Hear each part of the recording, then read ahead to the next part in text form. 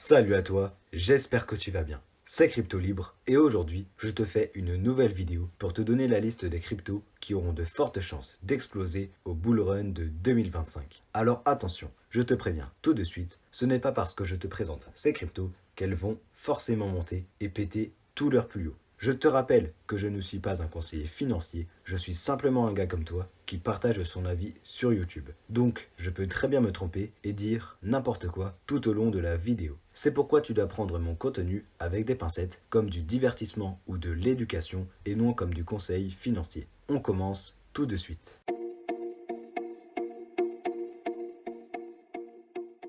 Si tu n'as pas vu ma précédente vidéo, va la regarder car c'est la première partie de ces deux vidéos. Je te donne les cryptos qu'il ne faut absolument pas acheter pour le prochain bullrun pour ne pas que tu aies de mauvaises surprises. Va vite la regarder après celle-ci avant que tu ne perdes tout ton argent. Si tu me découvres dans cette vidéo, ici on parle de finance, d'investissement, de crypto-monnaie et bien plus encore. Donc si tu veux atteindre la liberté financière ou devenir riche, tu es sur la meilleure chaîne. Au niveau du top 10 des crypto-monnaies, pas besoin de s'attarder trop longtemps, la plupart vont bien performer. Bitcoin performera et Ethereum aussi. Donc, si tu veux la jouer safe, tu sais ce qu'il te reste à faire. Tu commences un DCA hebdomadaire ou mensuel sur ces deux cryptos, tu attends quelques années et tu verras de beaux résultats en 2025. Je ne mettrai pas le BNB, le Cardano et le Solana dans ce top, car le BNB a déjà une grosse market cap et a peu baissé pendant le bear market. S'il arrive à faire un x10 et arrive à 2500$, ce serait déjà incroyable. Le Cardano a eu quelques problèmes ces derniers temps avec sa mise à jour qui a totalement flop,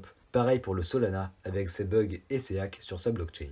En revanche, j'ai de bons espoirs dans le DOT, classé 11e sur CoinGecko. Il a déjà perdu 90% et a de fortes chances de faire au minimum un x10 pour le prochain bullrun, voire beaucoup plus, car son nombre d'utilisateurs prendra beaucoup d'ampleur. C'est une crypto-monnaie dans laquelle je crois à long terme. J'en avais d'ailleurs parlé dans la vidéo sur mon portefeuille pour le bear market, elle s'affiche ici. Pareil pour le Matic, classé 15e sur CoinGecko, qui restera toujours essentiel à Ethereum, même lorsque sa mise à jour complète sera terminée, car il permettra tout de même d'accélérer les transactions et faire communiquer Ethereum à d'autres réseaux. Je possède aussi du Matic dans mon portefeuille. Ensuite, nous avons le AVAX de Avalanche. Pareil, très bonne crypto, il reste de l'espoir en elle. C'est une concurrente des autres Layer 1 qui a elle aussi sa part à jouer dans son domaine. Elle a un gros potentiel de performer pour le prochain bullrun. Classée 17e actuellement avec une cap de 5 milliards de dollars et a déjà perdu plus de 88% depuis son ATH. Le x10 est presque assuré à ce niveau. Ensuite, nous avons le Link et le Atom. Ces cryptos sont aussi dans mon portefeuille. Je ne vais pas rester sur les cryptos possédés dans mon portefeuille car j'y crois déjà. Pour plus d'infos sur elles, regarde la vidéo qui leur est dédiée, c'est-à-dire mon portefeuille pour le bear market. Link et Atom, excellentes cryptos, elles performeront au prochain bullrun. Pareil pour le NIR, qui est lui aussi dans ma stratégie. Avant de continuer, je vais te demander de t'abonner à la chaîne. Si tu aimes mon contenu, tu me donneras beaucoup de force. Like cette vidéo, ça m'incite à continuer mon travail et écris un commentaire. Cela indiquera à l'algo de YouTube que mon contenu est intéressant. Il le proposera donc à davantage de monde.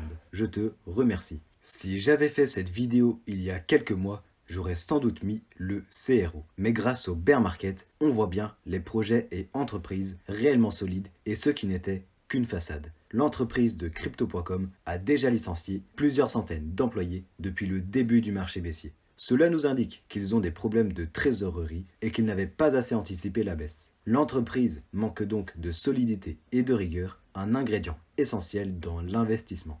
Je ne crois pas au fait que CRO ne performera pas, c'est faux, je crois fortement que la crypto prendra de la valeur. Mais je n'investirai plus de billes dedans, car de 1, elle augmentera moins que les projets solides, et de 2, il manque de la solidité dans l'entreprise. Le bear market nous l'a prouvé. Le Algorand, classé 30e, peut lui aussi performer. J'en possède une toute petite partie dans mon portefeuille de l'ordre de 1%. C'est une petite somme, certes, mais si j'en possède, c'est que j'y crois un minimum. C'est une crypto qui peut très bien exploser en 2025, mais qui peut très bien aussi couler et ne plus exister. Pourquoi? Tout simplement parce que son projet en vaut le coup. Son objectif est de résoudre le problème du trilemme des blockchains, mais l'inconvénient à tout ça, c'est que la blockchain n'a pour l'instant pas grand chose à apporter qui sort du lot afin d'attirer de nouveaux utilisateurs. Donc si elle ne résout pas ce problème, elle mourra à petit feu. Mana, CHZ et Sand peuvent aussi bien performer dans les prochaines années. Decentraland et The Sandbox sont pour l'instant les leaders des jeux vidéo sur la métaverse et ils risquent d'y rester pendant encore un moment. Chiliz, quant à lui, est le leader des fan tokens et a signé des contrats avec de gros clubs de foot comme le Paris Saint-Germain et le FC Barcelone. Je crois beaucoup en Chiliz, même si je n'en ai pas dans mon portefeuille. Je me tâte à commencer à en acheter. Je pense qu'il explosera en 2025. Pareil pour EGLD et Theta, classés 49e et 50e sur CoinGecko, je les ai eux aussi dans mon portefeuille et sont aussi dans la vidéo. Rien à dire pour eux, ils feront de beaux profits au bullrun.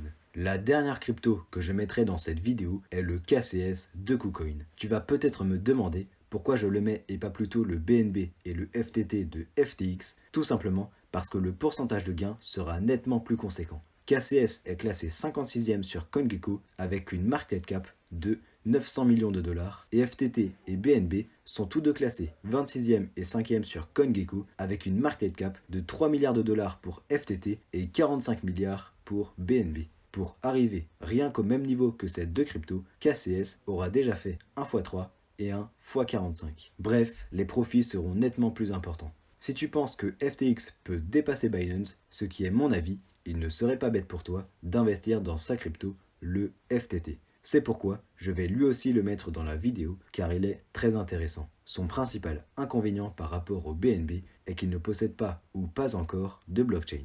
Donc difficile de s'imaginer qu'il puisse atteindre la market cap du BNB. Mais si le BNB grimpe les sommets et se retrouve à 200 ou 300 milliards à la fin du bullrun de 2025, c'est tout à fait possible que FTT atteigne les 100 milliards. Donc un x30 à partir de maintenant. Et ça, c'est s'il ne possède toujours pas de blockchain.